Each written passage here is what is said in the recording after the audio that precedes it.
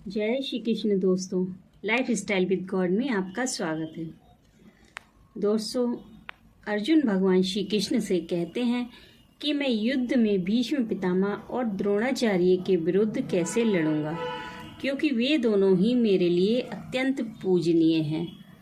आइए जानते हैं आगे अर्जुन क्या कहते हैं। गुरून् हत्वा हि महान् भावान् श्रेयो भोक्तुं भैक्षम्पि लोके हत्वार्थिकामांस्तु गुरूनिहैव मुञ्जीय भोगान् रुधिर्प्रदिग्धान्। दूसरे अध्याय के 5वें श्लोक में अर्जुन भगवान श्री कृष्ण से कहते हैं, इसलिए इन महानुभाव गुरुजनों को ना मारकर मैं इस लोक में भिक्षा का अन्न भी खाना कल्याणकारक समझता हूँ, क्योंकि गुरुजनों को मारकर भी इस लोक में रुधिर से सने हुए अर्थ और कामरूप भोगों को ही तो भोगूंगा।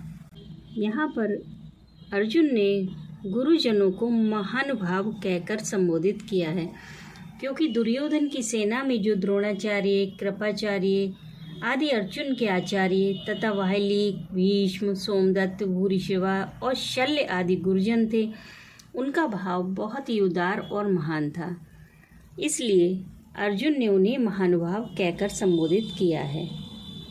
अर्जुन कहते हैं कि गुरुजनों को न मारकर मैं इस लोक में भिक्षा का अन्न भी खाना कल्याणकारक समझता हूँ। इससे उनका भाव यह है कि क्षत्रियों के लिए भिक्षा के अन्न से शरीर निर्वाह करना बेहद निंदनीय है।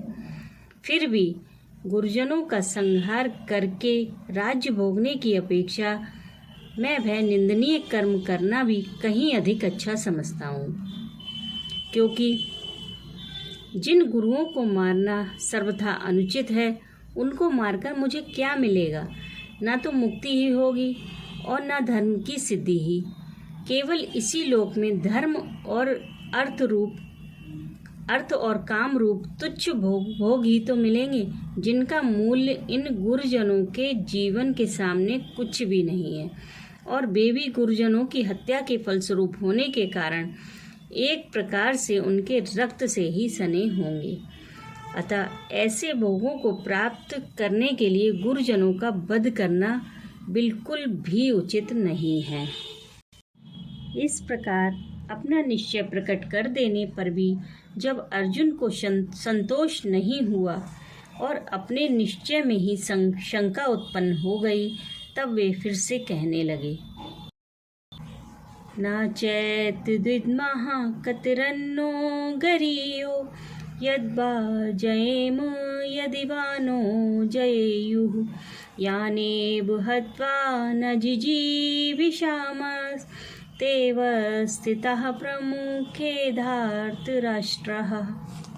दूसरे अध्याय के 6वें श्लोक में अर्जुन भगवान श्री कृष्ण से कहते हैं कि हम यह भी नहीं जानते कि हमारे लिए युद्ध करना और ना करना, इन दोनों में से कौन सा श्रेष्ठ है, अथवा यह भी नहीं जानते कि हम जीतेंगे या वे लोग हमें जीतेंगे, और जिनको मारकर हम जीना भी नहीं चाहते, वे ही हमारे आत्मीय धृतराष्ट्र के पुत्र हमारे मुकाबले में खड़े हैं। अर्जुन कहते हैं कि हम यह भी नहीं जानते कि हमारे लिए युद्ध करना या ना करना, इन दोनों में से क्या श्रेष्ठ है। इससे अर्जुन ने यह भाव दिखलाया है कि हमारे लिए क्या करना उचित है, युद्ध करना या फिर युद्ध का त्याग करना। इस बात का भी हम निर्णय नहीं कर सकते, क्योंकि युद्ध करना तो क्षत्रियों का धर्म माना गया है और उसके फलस्वरूप होने वाले कुलनाश को महान दोष भी बतलाया गया है। हम जीतेंगे या वे हमको जीतेंगे, इस वाक्य से अर्जुन ने यह भाव दिखलाया है कि यदि एक बार में हम यह मान भी लें कि युद्ध करना ही श्रेष्ठ है, फिर भी हम इस बात का पता नहीं लगा सकते कि जीत हमारी होगी या फिर उनकी होगी, और जिनको मार कर हम जीना भी नहीं चाहते, वे ही हमारे आत्मीय धृतराष्ट्र के पुत्र मुकाबले में हमारे सामने खड़े हैं। इससे अर्जुन ने यह भाव दिखलाया है कि यदि हम यह मान भी लें कि जीत हमारी होगी तो भी युद्ध करना श्रेष्ठ नहीं मालूम होता, क्योंकि जिनको मारकर हम जीना भी नहीं चाहते वे ही दुर्योधन आदि हमारे भाई मरने के लिए हमारे सामने खड़े हैं। अतः यदि हमारी भी जीत हुई तो भी इनको ही मारकर होगी। इससे हम यह बिल्कुल भी नहीं समझ पा रहे हैं कि हमारे लिए क्या करना उचित है।